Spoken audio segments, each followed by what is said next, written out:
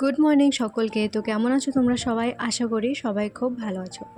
আজকে আবারও চলে আসলাম নতুন একটি স্টাডি ব্লগ নিয়ে। তো তোমাদের প্রিপারেশন কেমন চলছে?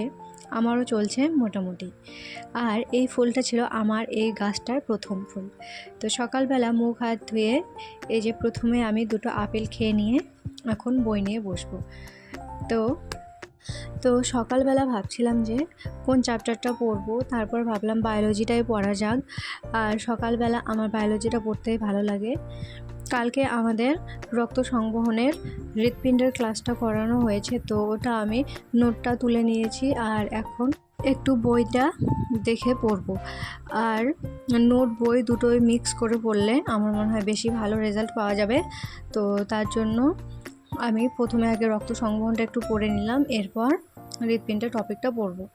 আর এই হৃৎপিণ্ডের রক্ত সঞ্চালন পদ্ধতি, এই টপিকটা যে এতটা বেশি আমার কাছে গুলিয়ে যায়, মানে কি বলবো, যতবার পড়ি ততবার মনে হয় যেন আরও বেশি করে গুলিয়ে যাচ্ছে। এবারও কিন্তু হৃৎপিণ্ডের রক্ত সঞ্চালন পদ্ধতি থেকে একটা প্রশ্ন তো এসেছিল, কিন্তু সেটাও আমি ভুল দিয়ে আসি এই গোলানোর চক্করে। কারণ যতই ভালো করে পড়ি না কেন জানি না এটা আমি বুঝতেই পারি না, মনে রাখতেই পারি না। আর পরীক্ষার হলে তো যে পরিমাণ মাথার মধ্যে চাপ থাকে, তাতে তো আরও বেশি গুলিয়ে যায়। তো যা হবার তাই হয়েছে। এরপর আমার কিছু রেকর্ডেড ক্লাস ডাউনলোড করা আছে, সেগুলো করব। ভৌতবিজ্ঞানের রয়েছে, আর জিআইয়ের আমি এখনও একটা ক্লাসও করিনি। তো জিআইয়ের একটা ক্লাস ডাউনলোড করে সেগুলোও করব। আর এখন থেকে যদি সবগুলো ক্লাসই মেনটেন করে না করি, তাহলে কিন্তু পরে গিয়ে আমার ভীষণই পরিমাণে চাপ হয়ে যাবে একসাথে, তখন অনেকগুলো ক্লাস বাকি থাকবে।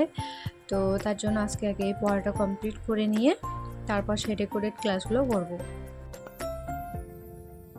এরপর পড়াটা কমপ্লিট করে নিয়ে এখানে আমি একটা বাদামের খাজা খেয়েছিলাম, আর এটা কিন্তু খেতে ভীষণই ভালো লাগে।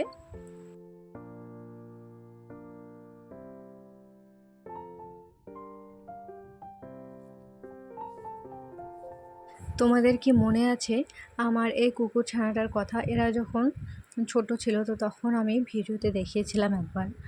আজকের ভিডিওটা এতটুকুই। ভিডিওটি ভালো লাগলে চ্যানেলটিকে সাবস্ক্রাইব করবে এবং পাশে থাকবে। Thank you. দেখা হচ্ছে পরের ভিডিওতে।